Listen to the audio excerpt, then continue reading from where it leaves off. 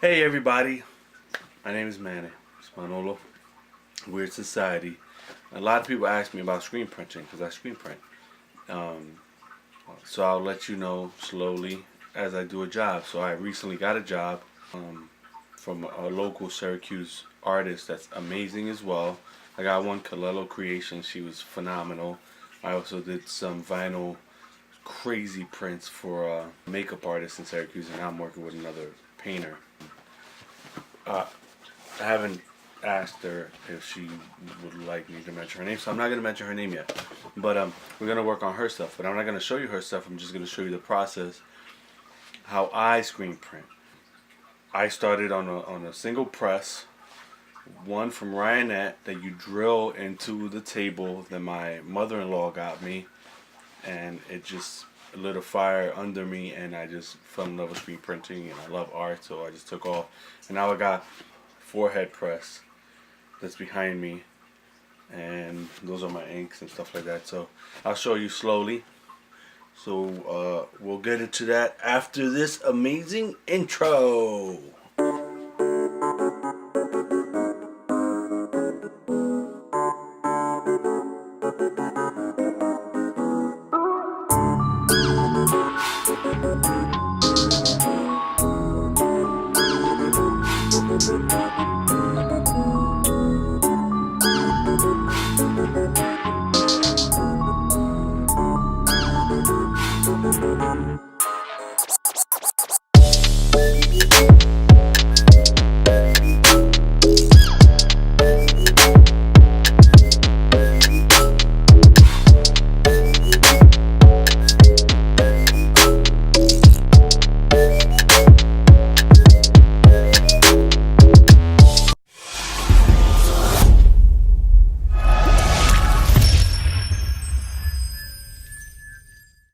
Bam! We are back. Alright, so how we start. I got the art. I haven't done the art yet. I haven't printed the art yet. But we start with at least what I find the art, and then I try to think about what the mesh count is. Alright, so I'll show you what I use. I use a 110 mesh count. So the lower the number, the bigger the holes in the mesh. Right? Again, I'm not Ryan from Ryanette. I'm just letting you know how this little old me does little old print. So you get a 110 mesh count, and the lower the amount, the more emulsion. Hopefully you know what emulsion is, but I guess I'll let you know in another video.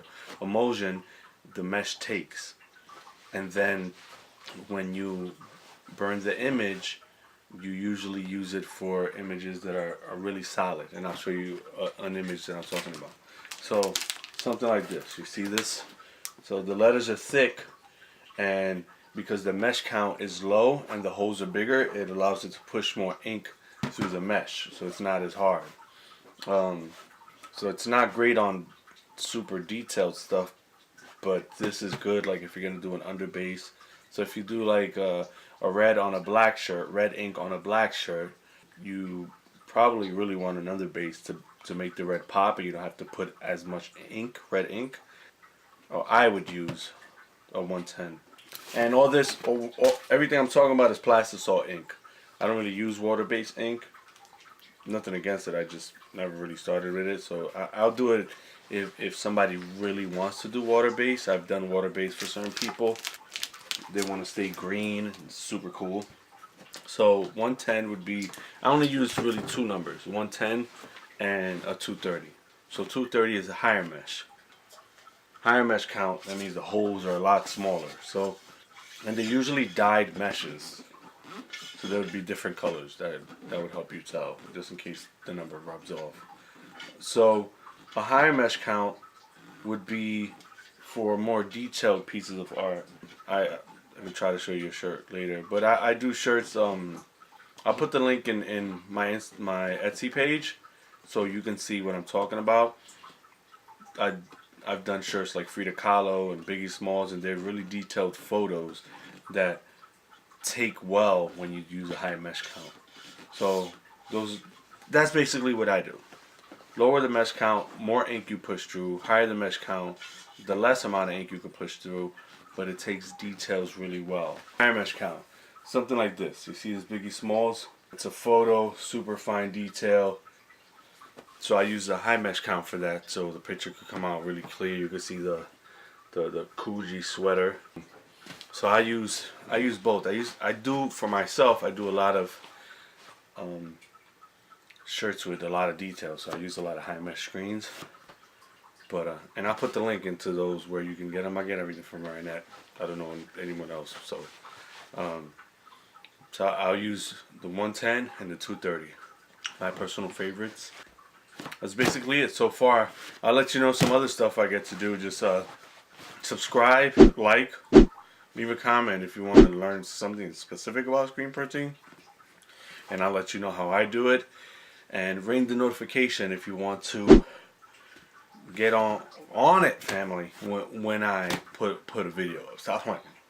Stop playing. And look, I'm gonna let you know. When I started screen printing, I had no idea what I was doing. I didn't even know you can watch YouTube videos about it. On Ryanette, it came with a CD. It was like 1,000 hours long. Try to watch it as much as I could. It was really helpful, man. But I shed a lot of tears. I ran through money. Made a lot of mistakes, and then that was just my journey. But at the end, man, it was so fulfilling to finally accomplish a shirt design. So I just stuck with it, and I love it. So I'll let you know everything that I have. I'll show you my forehead press. I have my awesome dryer where you cure shirts, because when I started, I was trying to cure them with the oven. So I think you could go up to 400 degrees and then put a shirt in for like 15 minutes. I forgot how it worked. It was 5 years ago. But it did, and I don't remember because it didn't last long. I broke the oven. I guess it just couldn't take it. I was constantly trying to cure shirts, and then I realized that some of the shirts were washing out after I sold a couple, and so it's not an easy thing, but if you stick with it, like, it's fulfilling, and I personally enjoy it. So I don't think that if someone wants to start, that I should keep certain things that I've learned from them, so maybe they don't have to go through those things and experience those headaches. Maybe they'll learn just by listening. I hope you like it. Don't forget to tap that notification, family. I love y'all. Peace. Oh, and leave in the comments something that you want to know about screen printing. I'll show you my whole shop eventually, but it's one step at a time. Peace. Weird Society.